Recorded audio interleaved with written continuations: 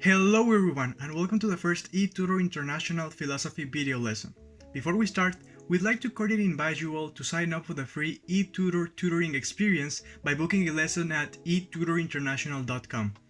You will receive individual lessons with a well-prepared tutor who will give you access to this and much more content that we have ready for you. Also, don't forget to leave a like and subscribe if you like the content you're about to see. Come join us. What would happen if from one day to another all of our social structures were to disappear? That is to say, no more government, no more police, and no more law. How would people behave in such a situation? Philosophers Thomas Hobbes and Jean-Jacques Rousseau theorized about such a state of nature. To this day, their ideas are mostly known for their influence on social and the political thought of their respective time. They continue to have an impact on the way we understand social institutions and government. So today, we will examine their ideas regarding human nature and the social contract. Interested? Let's hop into it. First of all, what is it that we understand by human nature?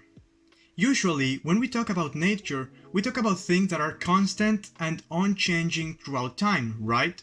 For example, we talk about plants and how they use photosynthesis to get energy. Similarly, when we talk about human nature, we talk about things that are universal and constant among humans. Therefore, if we took, for example, a man from one side of the world and we took another man from the other side of the world, what would they have in common? The answer to this question is what we call human nature. The things that all humans have in common. Now that we know a little bit more about what should we understand by human nature, we can delve into the specific ideas of our two authors.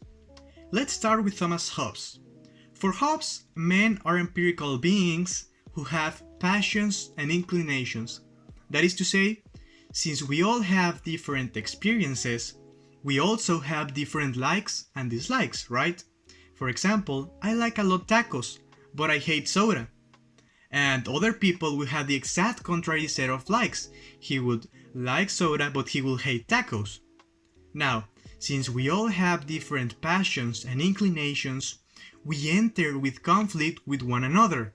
For example, I would go to the other person who doesn't like tacos and I will attack him because, why don't you like tacos? Tacos are everything. This is what Hobbes calls the state of war. Why? Because passions create conflict. We start to fight one another because of our differences.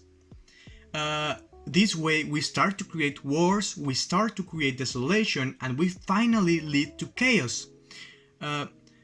Hobbes summarizes this relationship between men as homo homini lupus, which means man is the wolf of man. This refers to the fact that the major problem from one person is another person, because we all have passions and we are selfish.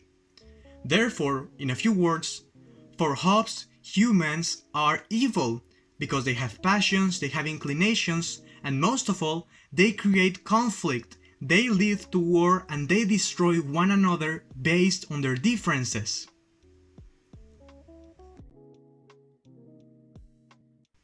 Now, since human nature tends to cause war and desolation, Hobbes argues that men unspokenly form social agrupations to avoid this state of war. This is what Hobbes calls the Leviathan or the social contract. In this social state, people abandon their natural state to ensure peace among themselves, relieving all of their conflicts and power to the Leviathan. Given that the Leviathan is formed with the purpose of gaining all the individual strength of the people so that it avoids conflict, it holds almost complete power over the members of the social contract. For example, it holds the power to imprison or scourge people who do not behave properly. This is why Hobbes ultimately argues that society is what makes people good, since it forces humans to overcome their natural passions and inclinations so that there might be peace. Consequently, so that peace may stay in the social state, people must follow the Leviathan without questioning it. Because if they question society, if they question the Leviathan, what they are doing is that they are questioning peace, and they are therefore they want to return to the natural state of war.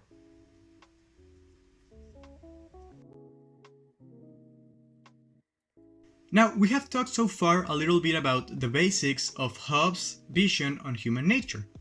Now, let us analyze what is human nature for Rousseau. For Rousseau, men are inherently altruistic and empathic. They are, in a few words, good. People tend to help one another in order to survive. Therefore, for Rousseau, the state of nature is somehow calm and peaceful. Let's imagine, for example, the Garden of Eden. For Rousseau, mankind used to be like this before there was any state or before there was any social institution.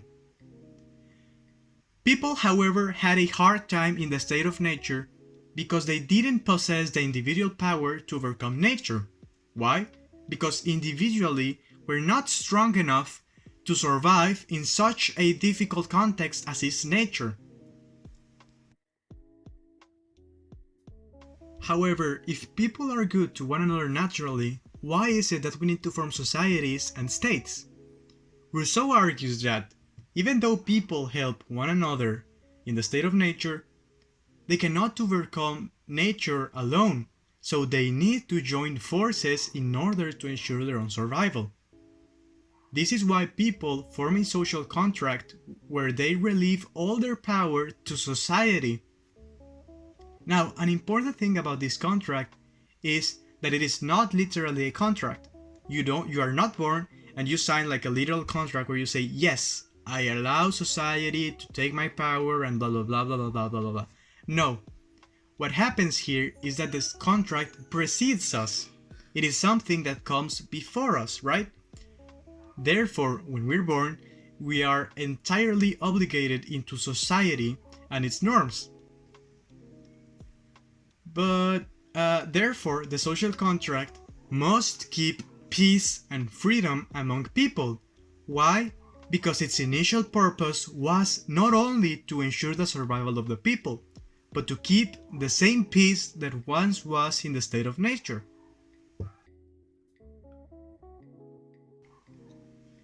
However, if everything seems so perfect, why is it that there are bad people and that some people behave badly, like Hobbes said?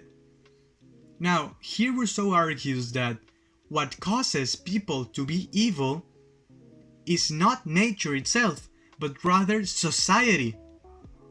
Let's think it this way. When society appears, so does private property, right?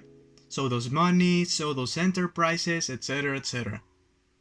These things, argues Rousseau, are what make people greedy and self-absorbed. Money makes people think they need money, and therefore they start to become greedy and evil with one another. So, for Rousseau, what makes people evil is not nature itself, rather society and the way it obligates people to act in one way or another.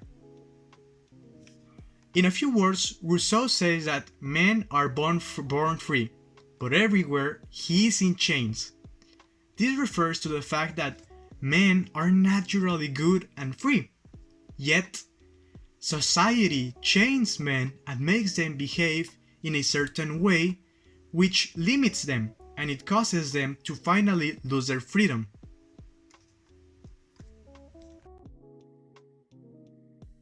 Look at you, you now know the basics regarding human nature and its constant debate, which to this day still continues to rage on in philosophy and in other humanities areas. Now that you know a little bit more about this topic, we highly encourage you to keep studying this discipline so you may learn more about philosophy and its main exponents. Also, please read the books which we recommended on the presentation in the video. This will help you to better understand the ideas of these philosophers, and it will help you to understand how is it that they argue that either human is bad or is it good. If you want a deeper look at this content, be sure to sign up for a class with one of our tutors at etutorinternational.com. We will be waiting for you with open hands. Thank you very much, and until we meet again.